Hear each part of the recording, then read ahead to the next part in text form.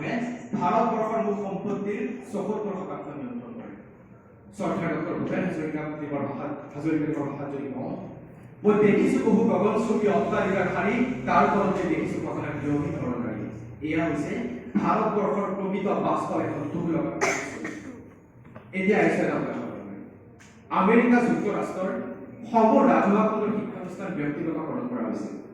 তাৰ লগে লগে ব্যক্তিগত খণ্ডৰ যিবোৰ উদ্দেশ্য যে লাভ অৰ্জন কৰা, তাৰ প্ৰতিখন ব্যক্তিগত শিক্ষানুষ্ঠানে নিজৰ মাচুল অত্যাধিক পৰিমাণে বৃদ্ধি কৰিলে, যাৰ ফলত আমেৰিকা যুক্তৰাষ্ট্ৰৰ দৰিদ্ৰ আৰু মধ্যম শ্ৰেণীৰ ছাত্ৰ ছাত্ৰীসকল শিক্ষাৰ পৰা বঞ্চিত হ'বলগীয়া হৈছিল। আমি জানো যে এখন দেশৰ অৰ্থনৈতিক প্ৰগতি বা বিকাশৰ বাবে আটাইতকৈ প্ৰয়োজনীয় বস্তুটো হৈছে মানৱ সম্পদ আৰু প্ৰকৃত শিক্ষা আৰু স্বাস্থ্য। ই মানৱ সম্পদ গঢ়াত সহায় কৰে। আৰু ভাৰতবৰ্ষৰ প্ৰেক্ষাপটত যদি আমি ক'বলৈ যাওঁ, ভাৰতবৰ্ষৰ মুঠ জনসাধাৰণৰ আধাতকৈ অধিক জনসাধাৰণ দৰিদ্ৰ। আৰু যেতিয়া ভাৰতবৰ্ষৰ শিক্ষা খণ্ড ব্যক্তিগতকৰণ কৰা হ'ব, তাৰ লগে বৃহৎ সংখ্যক দৰিদ্ৰ লোক শিক্ষাৰ পৰা বঞ্চিত হ'ব, যাৰ ফলত ভাৰতবৰ্ষত অশিক্ষিত আৰু কাৰিকৰীভাৱে দুৰ্বল অক্ষম শ্ৰমিক শ্ৰেণীৰ সৃষ্টি হ'ব, যে ভাৰতবৰ্ষৰ অৰ্থনীতিত মুখ্য প্ৰভাৱ থাকিব। দ্বিতীয়তে, ভাৰতবৰ্ষৰ স্বাস্থ্য খণ্ড যেতিয়া ব্যক্তিগতকৰণ কৰা হ'ব, তাৰ লগে লগে বৃহৎ সংখ্যক দৰিদ্ৰ লোক স্বাস্থ্য সেৱাৰ পৰা বঞ্চিত হ'ব। অতি পৰিতাপৰ বিষয় যে বাংলাদেশতকৈ ভাৰতবৰ্ষৰ শ্ৰমিক শক্তি অশিক্ষিত আৰু কাৰিকৰীভাৱে দুৰ্বল, আৰু যেতিয়া স্বাস্থ্য খণ্ড ব্যক্তিগতকৰণ কৰা হ'ব, তাৰ লগে লগে ভাৰতবৰ্ষত অশিক্ষিত অৰ্থাৎ অস্বাস্থ্যসন্মত অশিক্ষিত কাৰিকৰীভাৱে দুৰ্বল শ্ৰমিক শ্ৰেণীৰ সৃষ্টি হ'ব, যে ভাৰতবৰ্ষৰ অৰ্থনীতিৰ নেতিবাচক প্ৰভাৱ পেলাব।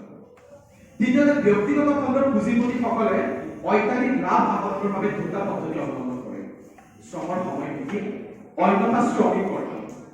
আৰু যেতিয়াই শ্ৰমিক কৰ্তন হয়, তাৰ লগে লগে সৃষ্টি হয় শিক্ষিত নিবনুৱা, আৰু তেতিয়া ভাৰতবৰ্ষৰ অৰ্থনীতিত কুঠাৰঘাত কৰিব।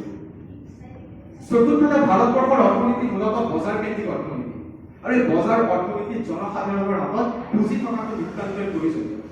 কিন্তু শেহতীয়াভাৱে পোৱা তথ্য অনুসৰি আমি জানো যে ভাৰতবৰ্ষৰ মুঠ সম্পত্তিৰ অধিকাংশ কেৱল 10% লোকৰ হাতত কেন্দ্ৰীভূত হৈ আছে। আৰু বৰ্তমান সময়ত বিপিচিএল, এলআইচি আদিৰ দৰে কোম্পানীৰ ব্যক্তিগতকৰণে একচেটিয়াভাৱে কেইজনমান লোকৰ হাতত পুঁজিৰ কেন্দ্ৰীভূতকৰণ বুলি সহায় কৰিছে, আৰু যাৰ ফলত ভাৰতবৰ্ষৰ জনসাধাৰণৰ হাতত পুঁজিৰ অভাৱ ঘটিছে, ক্ৰয় শক্তি কমিছে।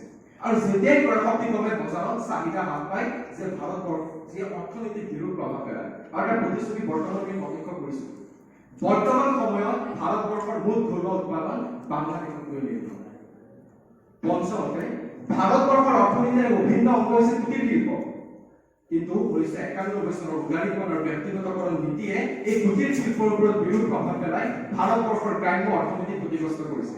আৰু বৰ্তমান সময়ত যদি ব্যক্তিগতকৰণৰ যি ধাৰা, যি গতি, তাক যদি অব্যাহত ৰখা হয়, ভাৰতবৰ্ষৰ কুটিৰ শিল্প তথা থলুৱা বজাৰ সম্পূৰ্ণৰূপে ধ্বংস হ'ব, আৰু ভাৰতবৰ্ষৰ অৰ্থনীতি বিনষ্ট হ'ব।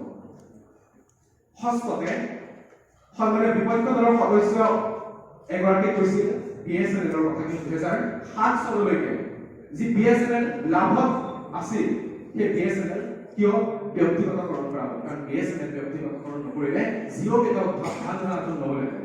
গতিকে সেইকাৰণে বিএছএনএল ব্যক্তিগতকৰণ কৰা হ'ল। আৰু আজি সদনৰ বিষয়টো সেইটোৱে যে ভাৰত চৰকাৰৰ ব্যক্তিগতকৰণ প্ৰক্ৰিয়াই ভাৰতবৰ্ষৰ অৰ্থনৈতিক ব্যৱস্থাক বিনষ্ট কৰিছে। শেষান্তত মাননীয় অধ্যক্ষ মহোদয়, সন্মানীয় বিপক্ষ দলৰ সদস্যসকলে অনুৰোধ জনাইছে যে আজিৰ এই সদনত আমি ব্যক্তিগতকৰণৰ কুপ্ৰভাৱসমূহ ভালদৰে বিবেচনা কৰাৰ পাছত যে এখন সময় উপযোগী বিধেয়ক উত্থাপন কৰিছে, তাত যাতে তেওঁলোকে সমৰ্থন জনাই নিজৰ দূৰদৰ্শিতাৰ পৰিচয় দিয়ে। অন্যথা পকৰি বিক্ৰী কৰি আৰু গাই গৰু পোহপাল কৰি ভাৰতীয় অৰ্থনীতি 5 ট্ৰিলিয়নলৈ বিকশিত কৰাৰ আহ্বান নাপায়। ধন্যবাদ মাননীয় অধ্যক্ষ মহোদয়, ধন্যবাদ।